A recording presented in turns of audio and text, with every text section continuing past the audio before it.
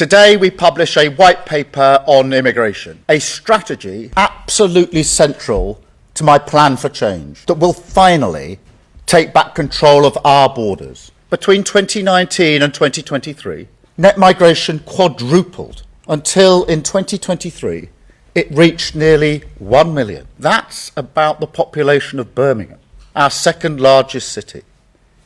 That's not control, it's chaos. A one-nation experiment in open borders. Today, this government is shutting down the lab. The experiment is over. We will deliver what you've asked for time and again, and we will take back control of our borders. Hi everyone, I know that video you just saw and the immigration white paper that dropped yesterday has got a lot of people worried. That is exactly why I'm making this video. Let's go through the changes together and break down what they actually mean without any confusion. Let's go.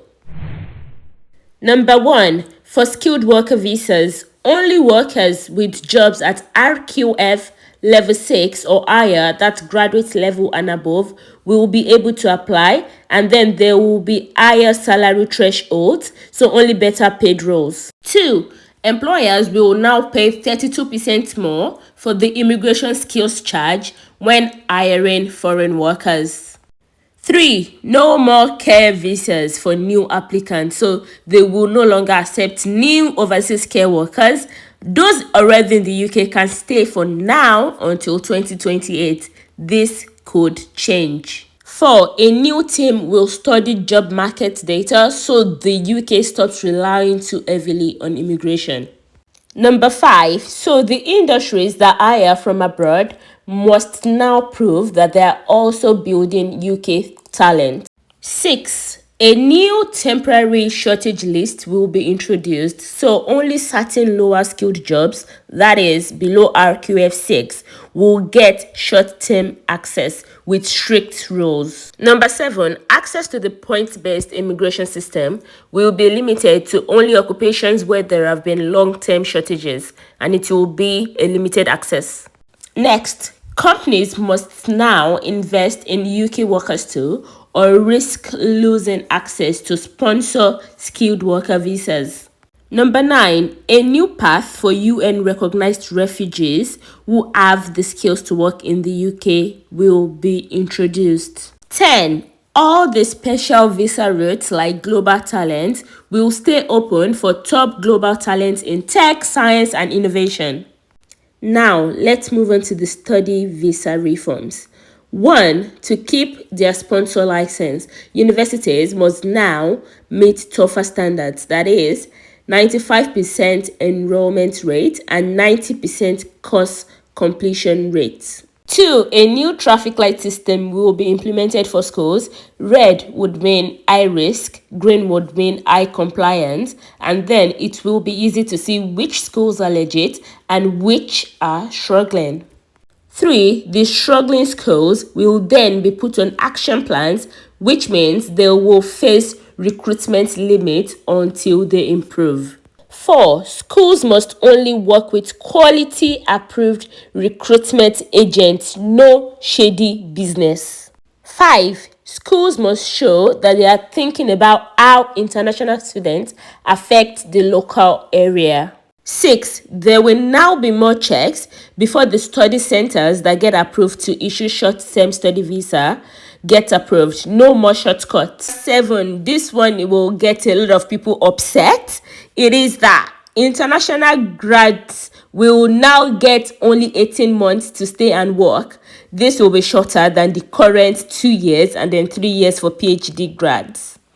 The final point, which is insane, is that universities might have to give back part of their foreign student fees to support UK skills training. So that means that international student fees might be going up.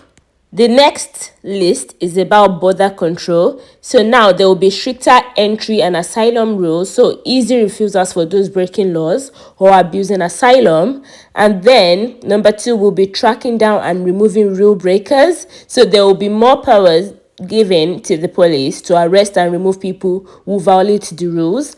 And then number 3 will be faster deportation for foreign criminals, especially those who commit crimes soon after arrival.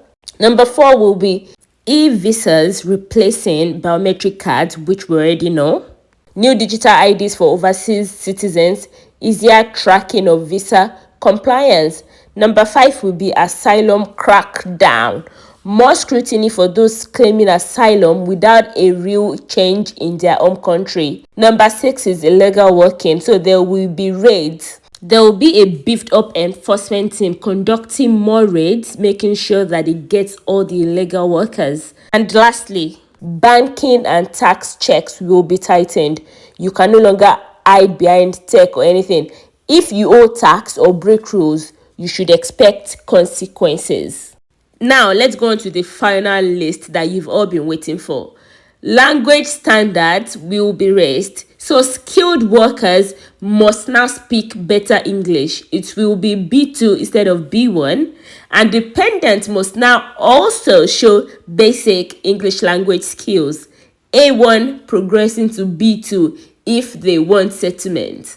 Also, the existing requirement for settlement will now be B1 to B2 for almost all the immigration pathways. And now the one that's been everywhere, that's got a lot of people upset and angry, is that settlement will now take longer. Most people will need 10 years in the UK before they can settle. This one has been everywhere, but people are not telling you the next point. The next point under that is that it will take 10 years unless you can prove that you contribute a lot to the UK economy and society. Next on the list is the fact that special cases will still have protections.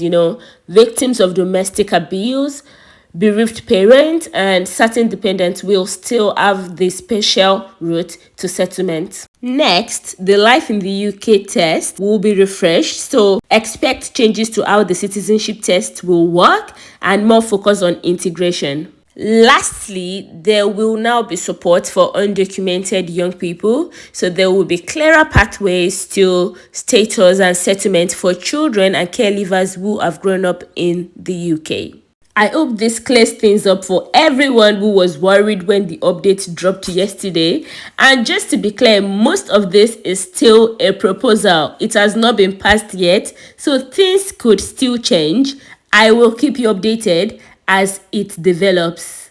Thank you. Bye.